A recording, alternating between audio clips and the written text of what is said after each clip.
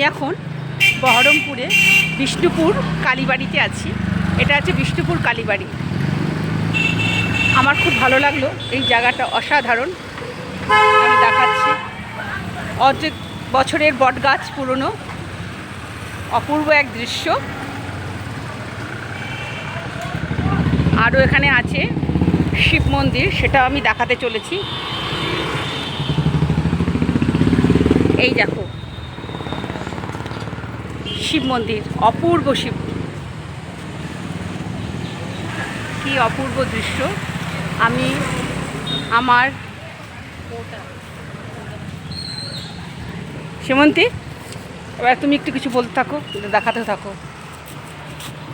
এটা হচ্ছে আমাদের বহরমপুর, আপনারা সবাই জানেন এটা একটা হিস্টোরিক্যাল শহর। এই শহরের ভীষণ পুরনো এবং নামকরা বিষ্ণুপুর কালীবাড়ি। এখানে মোটামুটি বছরে একটা সময় আছে যেখানে মেলা হয়। আর এই কালী কথায় আছে, প্রচলিত আছে, এই কালী নিজে নিজে আবির্ভূত হয়েছিলেন। এই কালীর কিন্তু পুরো মূর্তি নেই, এই কালীর কোমর অব্দি মূর্তি আছে, মা কোমর অব্দি উঠেছিলেন। পুরোটা সামনে আছে একটা পার্ক, দেখাও কোথায় সেটা দেখাবো। বা এটা আমি জানতাম না, কোমর পর্যন্ত মা কালী। হ্যাঁ, চেন দিয়ে বাঁধা, এখানে মাকে চেন দিয়ে বাঁধা। এই যে হনুমান, জয় হনুমান। আজ মঙ্গলবার, পুজো ধূপ জ্বলছে। আর এখানকার মন্দিরের সামনে যে স্ট্যাচুটা অপূর্ব লাগছে। এটা হচ্ছে পার্ক। হ্যাঁ, এটা একটা, হ্যাঁ, ছোট্ট পার্ক। এই যে একটা পার্ক, সাজানো গোছানো।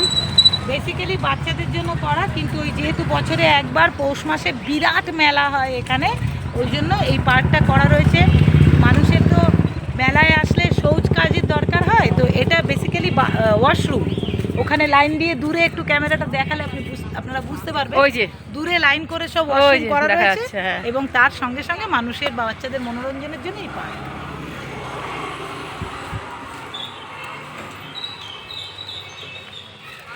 আজ আমার বান্ধবীর সাথে এসে একটা সুন্দর উপলব্ধি পেলাম। অনেক কিছু জানা ছিল না, অনেক কিছু জানলাম এটার সম্বন্ধে। এখানে আমার আসা হয়নি, এসে সত্যিকারে আমি আনন্দ পেয়েছি। আমরা এসছি একটা এনজিওর কাজ। এনজিওর নাম বলবো, আমরা এসছি পিপলস কেয়ার ফাউন্ডেশন। এটা একটি এনজিও। তো আমরা বাচ্চাদের জন্য কাজ করি, এডুকেশনের কাজ করি, কিন্তু যেহেতু সামনে বাঙালির শ্রেষ্ঠ পুজো দুর্গাপুজো, সেই দুর্গাপুজো উপলক্ষে আমরা বাচ্চাদেরকে কিছু নতুন বস্ত্র উপহার দিতে এসেছি। এই সঙ্গে শ্রীমন্দির সাথে আমার এখানে আসা, আর সত্যিকারে খুবই ভালো লাগলো এসে। জানা ছিল না অনেক কিছু, এই জায়গাটা আমার আসা হয়নি, জানা হলো।